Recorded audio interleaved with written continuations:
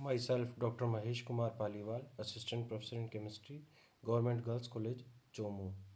बच्चों, आज हम इलेक्ट्रोकेमिस्ट्री फर्स्ट का नेक्स्ट टॉपिक पढ़ रहे हैं और जिसमें मैंने पिछले क्लास में आपको विभिन्न प्रकार की चालकताओं के बारे में विस्तार से बताया था। अब हम चालकता आज हम जो पढ़ेंगे वो चालकता का निर्धारण कैसे करते हैं, उसमें विशिष्ट, तुल्यांकी और मोलर चालकता तीनों प्रकार की चालकताओं का निर्धारण है तथा चालकता जल क्या होता है, चालकता शैल क्या होता है, शैल स्थिरांक क्या होता है और तनुता के साथ विशिष्ट चालकता, तुल्यांकी चालकता और मोलर चालकता में क्या परिवर्तन आता है, इसके बारे में पढ़ेंगे। ये बहुत छोटे छोटे टॉपिक्स हैं पर बहुत इम्पोर्टेंट हैं इलेक्ट्रोकेमिस्ट्री में। इनको अगर आपने समझ लिया ध्यान से तो फिर आगे कोई बहुत कठिनाई वाली बात नहीं आएगी। तो आज हम स्टार्ट करते हैं चालकता का निर्धारण। जैसा आप जानते हो, चालकता जो होती है वो प्रतिरोध का व्युत्क्रम होती है। C इज इक्वल टू होता है 1/R, या विशिष्ट चालकता कप्पा जो होती है वो 1/ρ होती है। विशिष्ट प्रतिरोध का व्युत्क्रम होती है, उल्टा होती है। यानी कि अगर हम प्रतिरोध ज्ञात कर लें तो हम चालकता को बता सकते हैं, चालकता को माप कर सकते हैं। क्योंकि चालकता का सही सही निर्धारण करना बहुत मुश्किल होता है, अतः हम प्रतिरोध का निर्धारण करते हैं या प्रतिरोध का ज्ञात करते हैं और प्रतिरोध ज्ञात करने के बाद हम उसका व्युत्क्रम कर देते हैं तो हमारे को चालकता प्राप्त हो जाती है।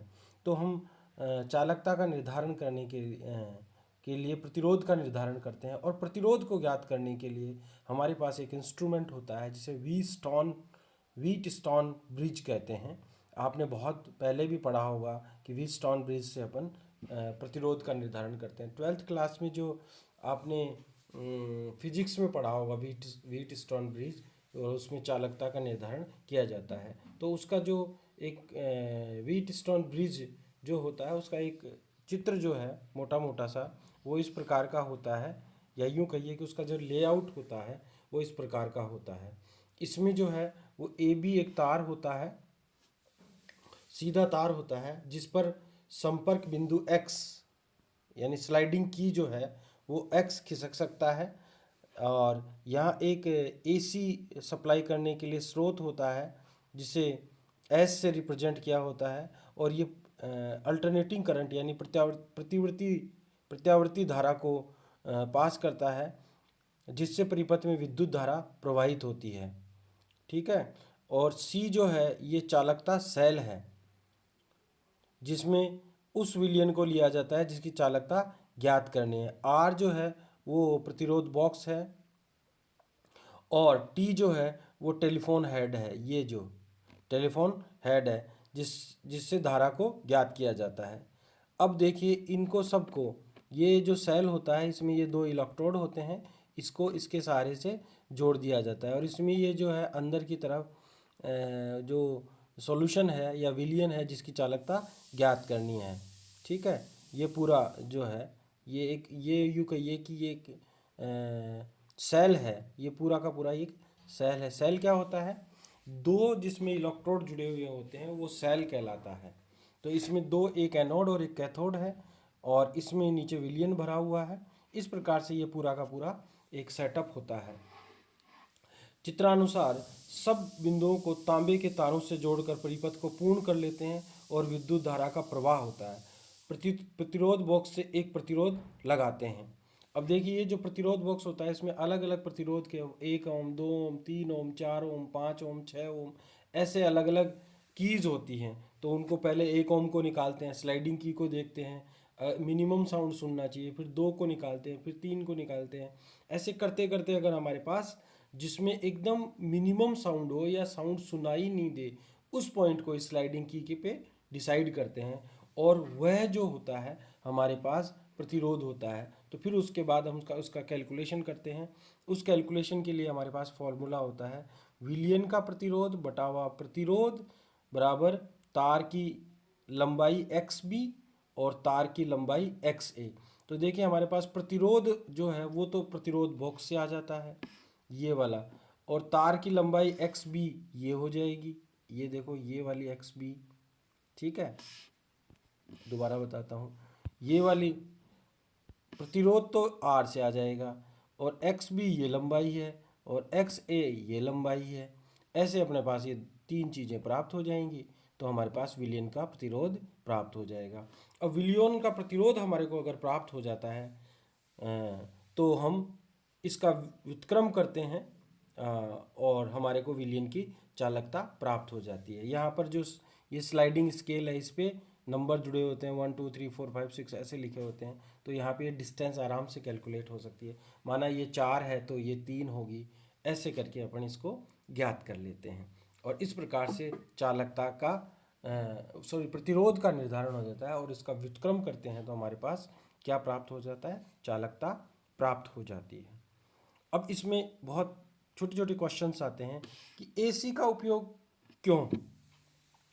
एसी जो है उसका उपयोग इसलिए करते हैं क्योंकि विलियन के ध्रुवण का खतरा नहीं होता एसी के कारण से।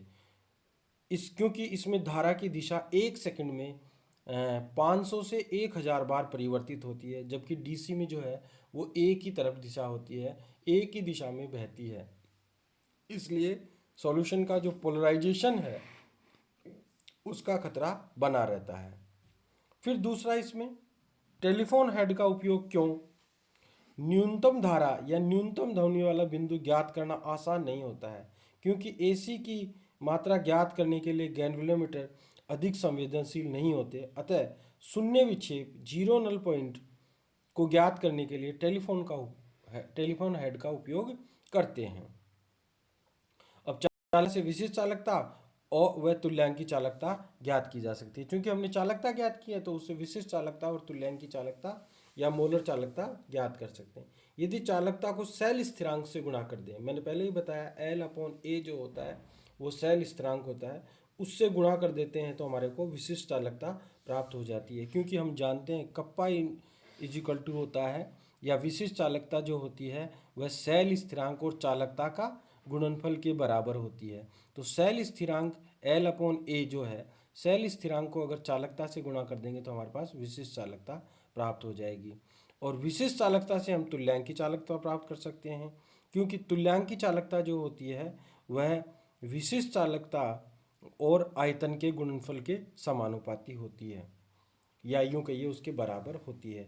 सेंटीमीटर क्यूब में अगर अपन आयतन लेते हैं और उसको अगर अपन किससे मल्टीप्लाई कर दें, विशिष्ट चालकता से मल्टीप्लाई कर दें तो हमारे को तुल्यांक की चालकता प्राप्त हो जाती है। इस प्रकार से अपन ये ज्ञात कर सकते हैं, चालकता का निर्धारण कर सकते हैं। अब नेक्स्ट आता है चालकता जल। जैसे आपको नाम से पता चल रहा है कि चालकता जल यानी उसकी कोई ना कोई चालकता होती होगी, पर याद रखिए जो चालकता जल होती है उसकी चालकता शून्य होती है, उसकी खुद की कोई चालकता नहीं होती है। Conductivity water has zero conductance, उसके पास कोई चालकता नहीं होती। या यूँ कहिए चालकता जल जो होता है वह अति शुद्ध जल होता है और उसकी चालकता शून्य या अत्यंत कम होती है। यूँ कहिए कि उसकी चालकता शून्य ही होती है। अब चालकता जल बनाने की विधि क्या है। चालकता जल बनाने की विधि सामान्य से होती है कि अपन टेप वाटर लेते हैं, जो नल का पानी आता है उसको राउंड बॉटम फ्लास्क में रखते हैं, उसको फिर गर्म करते हैं और दाब जो है वो 40 बार रखते हैं। उस राउंड बॉटम फ्लास्क में KMnO4 पोटेशियम परमैंगनेट की थोड़ा सा वो डालते हैं तथा कुछ सिरेमिक्स के टुकड़े डालते हैं। पोटेशियम परमैंगनेट इसलिए डालते हैं क्योंकि पोटेशियम परमैंगनेट जो होता है मोस्ट ऑक्सीडाइजिंग एजेंट होता है, तो वह जो इम्प्योरिटी होती है उसको उसको ऑक्सीडाइज कर देता है। तथा जो सिरेमिक के टुकड़े इसलिए डाले जाते हैं कि पानी जो है वो उछले नहीं और हमारा जो राउंड बॉटम फ्लास्क है वो टूटे नहीं। तो हम 40 बार टेम्परेचर रखकर सामान्य जो जल होता है, टेप वाटर होता है, उसमें KMnO4 डाल के कुछ सिरेमिक के टुकड़े डाल के उसको गर्म करते हैं, उसको वेपोराइज करते हैं, फिर कंडेंसर की सहायता से उसको ठंडा करके पुनः वापस प्राप्त कर लेते हैं। ये जो जल होता है वो डिस्टिल वाटर होता है। एक बार जो इस प्रकार से किया होता है डिस्टिल वाटर होता है। अब डिस्टिल वाटर को राउंड बॉटम फ्लास्क में लेते हैं और डिस्टिल वाटर में अपन फिर KMnO4 डालते हैं, कुछ सिरेमिक के टुकड़े डालते हैं और फिर उसको गर्म करते हैं, वेपोराइज करते हैं, ठंडा करते हैं।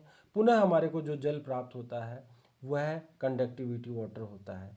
मीन्स जो डबल डिस्टिल वाटर होता है वही कंडक्टिविटी वाटर कहलाता है। ठीक है, ये इसमें प्रोसेस बताया हुआ है बहुत शॉर्ट में। उसके बाद आता है चालकता सेल, कंडक्टिविटी सेल कई प्रकार के होते हैं। सेल मैंने आपको बताया ही है, दो इलेक्ट्रोडों का जो समूह होता है वो सेल कहलाता है। जैसे इसमें ये कांच की नलियां हैं और उसमें प्लेटिनम के तार लगे हुए होते हैं और नीचे प्लेटिनम की पत्ती लगी होती है। ये दोनों इस प्रकार, ये जो है मरकरी परपथ, इसमें मरकरी भरा होता है और जो परिपथ से संपर्क हेतु दो इलेक्ट्रोडों के नीचे, इस प्रकार से इस प्रकार का भी होता है। ये पायरेक्स ग्लास होता है, इसमें इन दोनों में मरकरी होती है और जो कि संपर्क के लिए, मतलब मेटल जो है वो संपर्क के लिए या धारा को इसमें डाले रखने के लिए या धारा को प्रवाह करने के लिए इसमें लगाया जाता है। चालकता सेलों को जब उपयोग करते हैं तो पहले क्लोरोप्लेटिनक अम्ल जो होता है प्लेटिनम और HCl में भिगो के रखते हैं और उसमें धारा प्रवाहित करते हैं। इससे क्या होता है कि जो पत्ती होती है, यानी कि प्लेटिनम की जो पत्ती होती है वो प्लेटिनम के सूक्ष्म विभाजित कणों की एक तह से या कोटिंग से ढक जाती है। ऐसा होने से इलेक्ट्रोड का जो क्षेत्रफल है वो बढ़ जाता है, जिससे हमारे को जो नल पॉइंट प्राप्त होता है वो शार्प प्राप्त होता है या स्पष्ट विक्षेप बिंदु प्राप्त होता है। यानी कि उपयोग करने से पहले उसको हम क्लोरोप्लेटिनक अम्ल या यूँ कहिए कि जो इलेक्ट्रोड होता है उसको HCl में डिप रखते हैं। HCl में डिप रख के उसमें थोड़ी देर के लिए विद्युत धारा प्रवाह करते हैं, जिससे उसके ऊपर जो जैसा इलेक्ट्रोड होता है वैसा उस पर थोड़ा सा कोटिंग हो जाती है। कोटिंग हो जाने के कारण से उसका क्षेत्रफल बढ़ जाता है। क्षेत्रफल बढ़ जाने के कारण से हमारे को शार्प नल पॉइंट या स्पष्ट विक्षेप बिंदु प्राप्त होते हैं, इसलिए अपन उसको ऐसा करते हैं। किसी विलयन की चालकता ताप पर निर्भर करती है, यानी कि चालकता ताप बढ़ाने से चालकता भी बढ़ती है। आयनिक चालकता की बात करता हूँ मैं, पहले भी मैंने बताया है कि इलेक्ट्रोकेमिस्ट्री में अपन आयनिक चालकता की बात करते हैं। अतः प्रयोग के समय चालकता को एक ऊष्मा स्थापी या थर्मोस्टेट में रखा जाता है। ठीक है, अब उसके बाद में आता है शैल स्थिरांक क्या होता है और शैल स्थिरांक की गणना किस प्रकार से करते हैं। मैंने आपको पहले ही बताया है कि L/A जो होता है वह शैल स्थिरांक होता है। ठीक है, यदि अपन जो चालक है उसकी लंबाई 1 सेंटीमीटर और उसका अनुप्रस्थ काट क्षेत्रफल 1 सेंटीमीटर स्क्वायर कर दें तो हमारे पास उसका शैल स्थिरांक 1 हो जाएगा, क्योंकि 1/1 = 1 हो जाएगा। यानी कि शैल स्थिरांक जो है वो L/A बराबर हो जाएगा 1/1 = 1। तो विशिष्ट चालकता की परिभाषा के अनुसार 1 सेंटीमीटर क्यूब विलयन की चालकता विशिष्ट चालकता कहलाती है, जबकि 1 सेंटीमीटर क्षेत्रफल वाली इलेक्ट्रोड ठीक 1 सेंटीमीटर दूरी पर स्थित हो, लेकिन ऐसा संभव नहीं है। अतः किसी विलयन की विशिष्ट चालकता ज्ञात करने के लिए चालकता को किसी व्यंजक से गुणा किया जाता है। इसी व्यंजक को क्या कहते हैं? शैल स्थिरांक कहते हैं। मैंने बताया था कप्पा = होता है C/LA, जो L/A जो होता है वही क्या कहलाता है? शैल स्थिरांक कहलाता है। अतः विशिष्ट चालकता बराबर होता है चालकता गुणा शैल स्थिरांक। समीकरण 1 में जो L/A है व्यंजक, वही क्या होता है? शैल स्थिरांक कहलाता है। अब शैल स्थिरांक की इकाई क्या हो जाएगी? L सेंटीमीटर होता है और नीचे A जो है वो क्षेत्रफल है, तो सेंटीमीटर इंटू सेंटीमीटर, तो सेंटीमीटर स्क्वायर काटेंगे तो सेंटीमीटर इनवर्स आ जाएगा। ऐसा इकाई इसकी क्या हो जाएगी? मीटर इनवर्स, क्योंकि SI में जो लंबाई की इकाई होती है वह मीटर होती है। अब शैल स्थिरांक को ज्ञात करने की विधि, शैल स्थिरांक को ज्ञात करने की विधि सिंपल सी है। पहले KCl के किसी ज्ञात सांद्रता वाले विलयन की चालकता ज्ञात करते हैं। मतलब KCl की कोई सांद्रता, अलग अलग सांद्रता, मान लो हमने 1N ले ली, 2N ले ली, 3N ले ली, 4N ले ली और उसकी चालकता ज्ञात कर लेते हैं।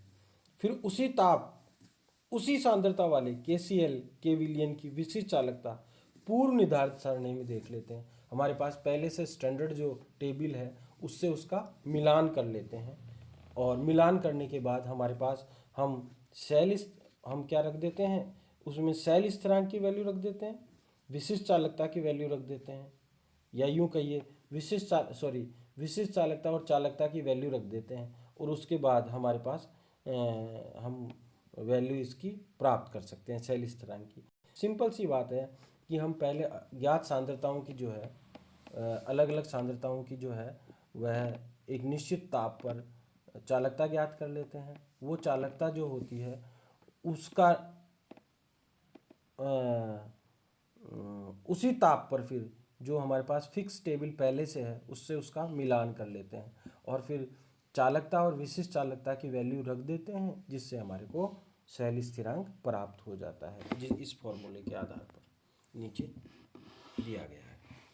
अब नेक्स्ट आता है, बहुत इंपॉर्टेंट पार्ट है और ये बहुत बार शॉर्ट नोट में पूछा जाता है। यूँ मानिए अगर पिछली बार नहीं पूछा तो इस बार पूछा जाएगा। और बहुत सिंपल सी बात, एक छोटा सा ट्रिक है बस, इसमें छोटी सी बात ध्यान रखनी है। तनुता के साथ विशिष्ट चालकता, तुल्यांकी चालकता और मोलर चालकता में परिवर्तन।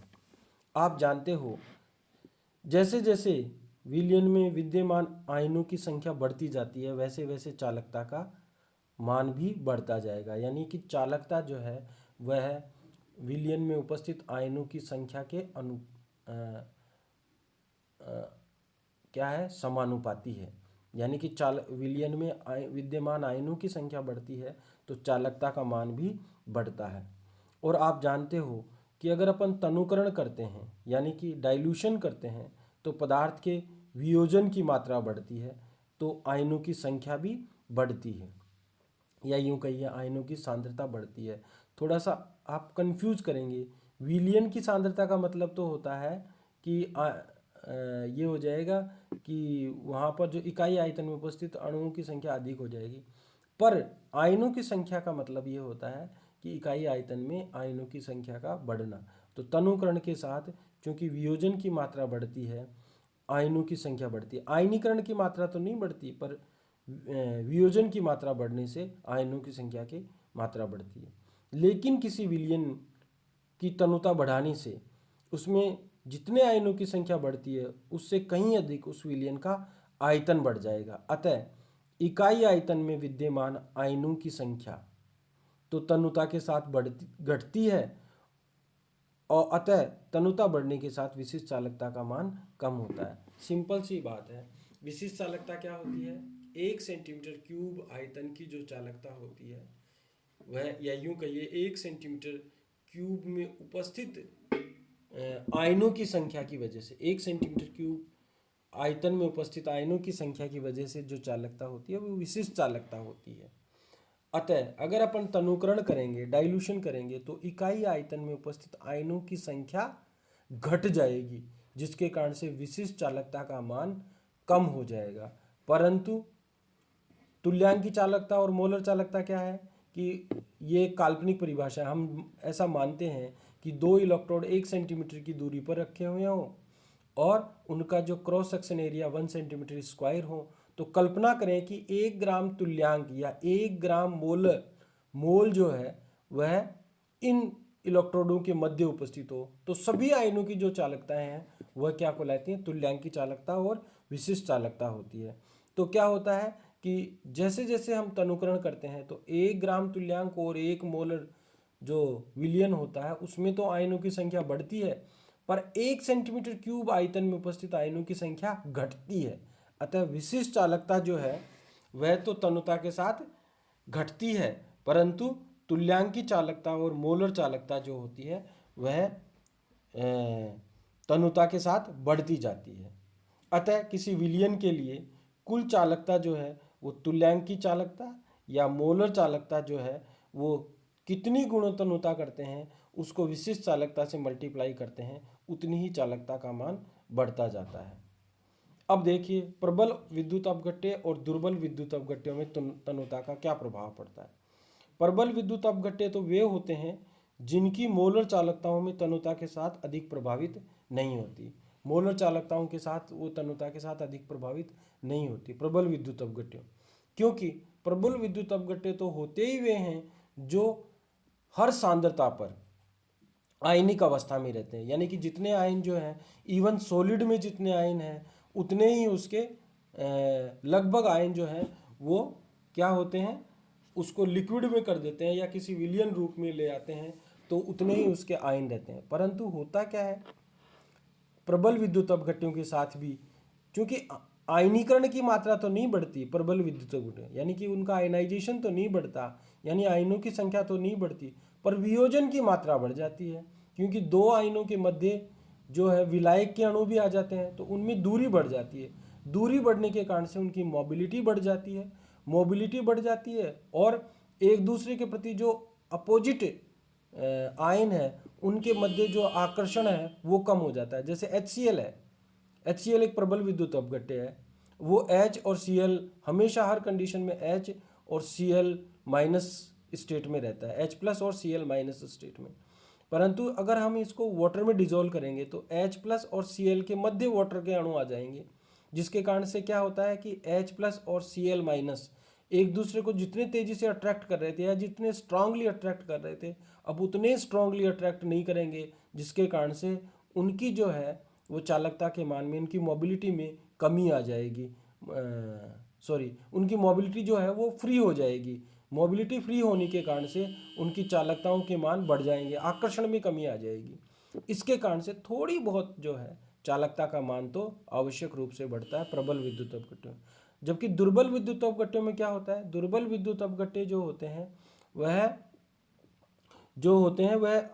प्रत्येक सांद्रता पर आयनित अवस्था में नहीं रहते। जैसे जैसे डाइल्यूशन करते हैं वैसे वैसे उनके क्या होता है, आयनन की मात्रा बढ़ती है, वियोजन की मात्रा बढ़ती है, तो मोलर चालकताओं या तुल्यांक की चालकताओं के मान भी बढ़ते जाते हैं। तो देखिए इस ग्राफ में भी बताया हुआ है, मोलर चालकता और मोलर सांद्रता के बीच में ग्राफ खींचा गया है।